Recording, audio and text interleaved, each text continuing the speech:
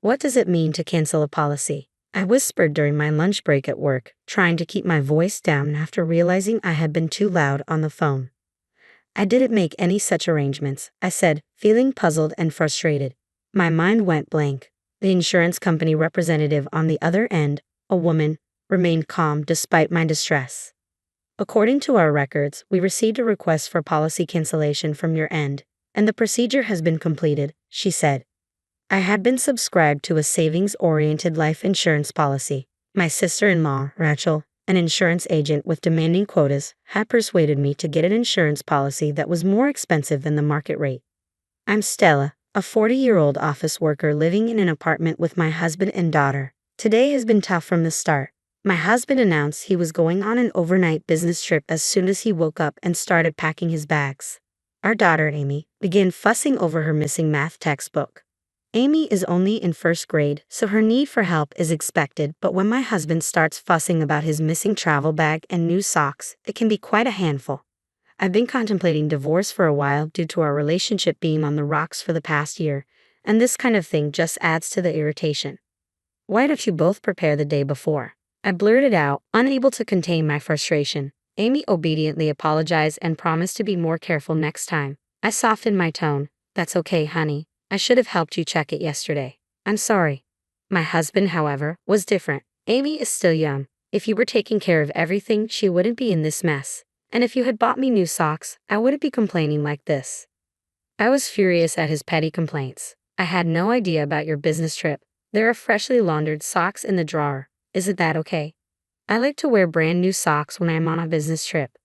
What's with that weird fixation? I thought, but kept my thoughts to myself. He goes on these overnight business trips maybe once every few months. His company must have scheduled it in advance. He just didn't bother telling me. If he needed new socks, he could have bought them himself or at least told me ahead of time. Amy looked like she was about to cry and said, Mom, Dad, stop arguing. I turned to her and said, I'm sorry, Amy. It's all right. Let's find your textbook together. My husband resumed his packing in silence and I helped Amy with her backpack. I sneaked a glance at him and noticed he was packing more casual clothes instead of his usual business attire. Is he cheating again? I wondered. Something felt off. He had cheated on me twice before. The first time was right before Amy was born. I thought about divorce then, but he begged and cried for forgiveness, even getting our in-laws involved. My mother-in-law pleaded with me to stay with her son, and my sister-in-law Rachel implored me not to abandon her brother. So, I decided against the divorce, but then last year he cheated on me again. It was the same story, a girl he met on a dating app. My husband is the type to blurt out whatever comes to his mind, and his actions are quite transparent. He thinks he's keeping his actions secret, but it's almost as if he isn't even trying to hide anything. In an instant, he's busted, and there he is again, apologizing profusely while weeping, even though he usually struts around with such arrogance. Seeing him crying with his nose running is just pitiful. I swear, if there's another issue, we're done, I declared to my husband. I made him fill out the divorce papers, transfer all of our savings into my account, and though I forgave him, any love I have for him has completely vanished. My husband always puts himself first. I can't forgive him for not caring for our daughter Amy or spending time with her, but I plan to endure until Amy gets a bit older before getting a divorce. In the end, Amy's math textbook was easily found inside her backpack. Amy left for school full of joy, but I was completely drained from the morning ordeal. I didn't have time to prepare my packed lunch, so I went to a deli near my office during my lunch break. That's when a poster from an insurance company caught my eye, and I suddenly remembered that my policy was the kind where you receive a celebratory cashback after a certain period. I think it should be deposited any time now. I'm paying a hefty premium every month after all. Without such little joys, I wouldn't be able to continue. I wondered what I'd use the money for once it came in. I could buy Amy some new fall clothes. I started to feel a little excited. With a spring in my step, I dropped by the bank to update my passbook and found that not only was there no celebration money, but this month's insurance premium hadn't been deducted yet. That's strange. Isn't the premium supposed to be deducted the same month I received the bonus? Initially, I was simply baffled, but recalling my husband's shady actions this morning, I had a bad feeling and decided to call the insurance company. It turns out Rachel, my sister-in-law, was off for the day. Another woman picked up and filled me in, revealing the cancellation of my policy. She said the cancellation fee had already been paid, but I didn't see any such deposit in my account. The lady on the phone kept insisting that all paperwork was in order and that the insurance company had done everything by the book. It would be a huge issue if the policy was canceled without my consent. It felt like she was indirectly implying that the insurance company wasn't at fault. Let me make this very clear. I had absolutely no intention of canceling my policy. I'll check with Rachel and my husband, but you with the insurance company better confirm with Rachel too. I stuck it to them, then hung up. Before I knew it, lunch break was almost over. I didn't even have time to eat the lunch I'd brought from the deli, but my appetite was gone anyway, and I had other matters to attend to. I asked my boss if I could leave early, then I got down to completing the remainder of my work. I left the office a bit earlier than usual and immediately called my husband's cell phone. If he really was busy working and couldn't answer the call, that's just how it would have to be. Stella, why are you calling me? I'm at work. After a few rings, my husband picked up the phone despite grumbling that he was at work. There was upbeat, merry music playing in the background. I wondered why my husband thought he wouldn't get caught. This is absurd. I'm sorry about that. Hey, my life insurance was canceled without my consent, and there's no cash value. Do you know anything about this? I'm thinking I might have been scammed and I'm considering going to the police. What? The police? What the hell are you thinking? It was me, okay. I had suspected it was the work of my husband and Rachel, so I exaggerated my claims. My husband was startled and immediately confessed. I was somewhat relieved, but my anger began to rise. Oh, really? It was you? Where's the cash value then? I used it to support my mom. Support? Did something happen to my mother-in-law? Did she suddenly need money? No, she just said she wanted to take a family trip to the holiday resorts every now and then. A trip. I was surprised at the unexpected words. You canceled my life insurance without my consent for something like that. You used it for travel expenses. The business trip was a lie. Yeah, I'm the beneficiary, so I don't see a problem. We're all going to stay in a luxury hotel. I'm in the lobby right now, and there's an amazing chandelier. Maybe he thought it was okay to open up because he got caught already. My husband bragged in an excited tone. What the heck? I have a complaint. I have a lot of complaints. Why did you cancel without my consent? I'm the one paying the premium from my own salary, right? You guys should be able to afford your own travel expenses. Oh, shut up. After all, if something happens to you, I'm the one who gets the money, so it's my money. You're healthy, and you're not going to die anytime soon. You can just take out another policy. I can't make sense of my husband's arguments at all. Doesn't he realize that as you get older, insurance premiums increase? Well, I guess I'm not the one paying. His irresponsible words gave me a headache. Do your parents and Rachel know that you canceled my life insurance without my consent? Did my father-in-law say anything? And Rachel must be an accomplice. You and Rachel forged my signature and stamped it, didn't you? Yeah, my mom and dad were happy about it and thought it was a good idea. After all, you're the one holding all our money, so it's your fault. I wanted to take a break and have some fun once in a while. It's fine, right? We're on a family trip and everyone's happy. By family, you mean your parents and Rachel, right? What about Amy and me? Isn't your family supposed to include us too? Insurance is for emergencies and I'd prefer not to use it. Shouldn't you have consulted me before using it for travel expenses?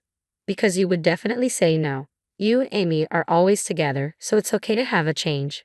Plus, Rachel said she wanted to set up a new life insurance policy for you, so I thought it was like killing two birds with one stone. That's convenient for you all, isn't it? Unbelievable. You're trying to justify this by making excuses. Aren't you embarrassed behaving like this? You're making it hard to talk with all your anger. What a pain. If you keep this up, I wouldn't mind getting a divorce. I bet you wouldn't follow through. Perhaps being in a tourist spot has emboldened him. My husband sounds more assertive than usual. Understood, I said, hanging up the phone. Get ready. I'm going to take action against my in-laws and my husband for everything that's happened, I muttered to myself. My patience had worn thin. My husband had taken my forgiveness for granted, repeatedly threatening divorce while continuing his disrespectful behavior. I had believed my in-laws were decent people and thought Rachel wasn't so bad despite her push for a costly life insurance policy. But no reasonable person would unilaterally cancel their daughter-in-law's life insurance and misuse the funds. This is what I get for marrying into this family. I'll sever all ties with them. I went straight to the courthouse. I kept the divorce papers my husband had filled out in my bag like a protective charm. I submitted them without hesitation and then went to pick up my daughter Amy from her after-school program. On the way home, I told Amy about the divorce. She was initially surprised, but after I explained it carefully, she accepted it. When we got home, Amy asked, So Dad isn't coming back home anymore. Your dad won't be back tonight because he's on a business trip. We're getting divorced, so we'll be living separately, but we still need to prepare for that, I explained, trying to address her confusion. Then let's start packing right away. Hurry. Ha! What's going on? Well, you're breaking up with Dad, right? You don't have to cry anymore. I don't like him because he's always mad. Wait, Amy, were you trying to stop us from fighting because you didn't want me to be sad? Of course. I had planned to stay in the marriage for Amy's sake, but it seemed she had been enduring the situation to protect me. The reason she always tried to intervene in our fights was simply because she was worried about me. Dad never plays with me, even on his days off. He just tells me to go away whenever I try to talk to him. He only uses me to say mean things to you, like he did this morning. I've always been sad because I love you, Mom. Amy's slight smile cut through me like a knife. It was clear that not only had I seen through my husband's selfishness, but Amy had too.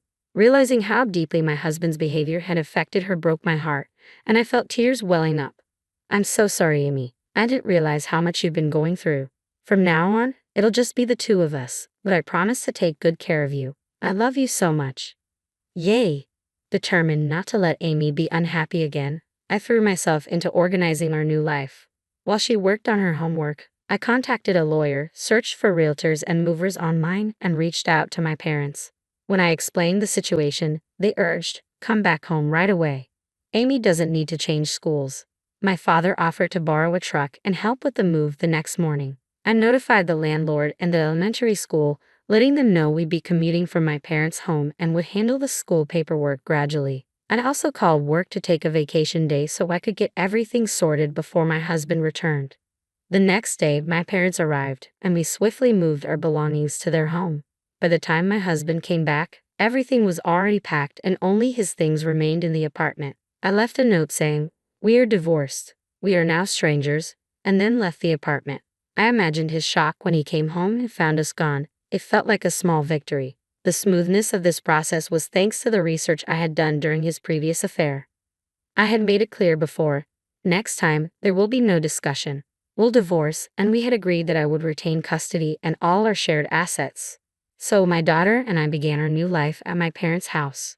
A few days later, my mother-in-law called me in a panic. Since my husband's phone was blocked, I assumed she was calling on his behalf. Given how easily he cries despite his arrogance, I imagined he was probably sobbing uncontrollably. "What do you think you're doing? You're divorcing my son even though he didn't cheat?" she yelled, her voice piercing through the phone and making me instinctively pull it away from my ear. "Stella, it's not too late. Apologize to him right now. He's been crying because he's so hurt. Aren't you embarrassed making such a fuss over this?" Apologize? For what? I was bewildered by her demands, and my response slipped out without thinking. "Who are you?" "Excuse me." Surprise was palpable, and she stopped speaking abruptly. I was taken aback by my own reaction but decided to follow through. "Yes, who is this? If you can't identify yourself, this could be a scam call." I decided to run with my slip of the tongue. We're strangers now, and there's no point in having a serious conversation with people who unilaterally cancel life insurance policies. Don't be ridiculous, Stella. If you're going to act like that, I have a few things to say myself. As expected, my mother-in-law was furious, but I was beyond caring. "What are you talking about? Do you think you can change anything?" I had a clear agreement with him. If there were any issues, we'd divorce immediately. He even confirmed it on the phone. I said, leaving her speechless. I pressed on. If he wanted to go on a trip, he should have discussed it with me. But instead, he chose to commit a crime. Is your entire family trying to end up in jail? Canceling life insurance without consent is a form of forgery. That could mean imprisonment for anywhere from 3 months to 5 years. I'm prepared to pursue this fully. I don't want to hear excuses about how poor his family is. My husband's casual approach to this situation is precisely why I can't forgive him. What? Hold on a minute. We can't have criminals in this family. Please listen to me, my mother-in-law stammered, suddenly trying to sound conciliatory. Her sudden shift in tone, triggered by the mention of imprisonment, was too little too late. I hung up and blocked all calls from my husband's family. The shock of the divorce drove my husband to quit his job and isolate himself. We resolved the life insurance issue through financial aid, a system that handles insurance disputes outside of court, and reached a favorable settlement. Rachel, my sister-in-law, faced disciplinary action and was fired from her job at the insurance company, which even made minor headlines. This scandal turned the in-laws into the talk of the town, receiving criticism from relatives who told them they had no common sense and needed to have some shame. Both my husband and Rachel are now struggling financially, and I'm living freely with my daughter Amy back at my parents' house. I'm committed to making up for the difficulties Amy faced by showering her with all the love she deserves.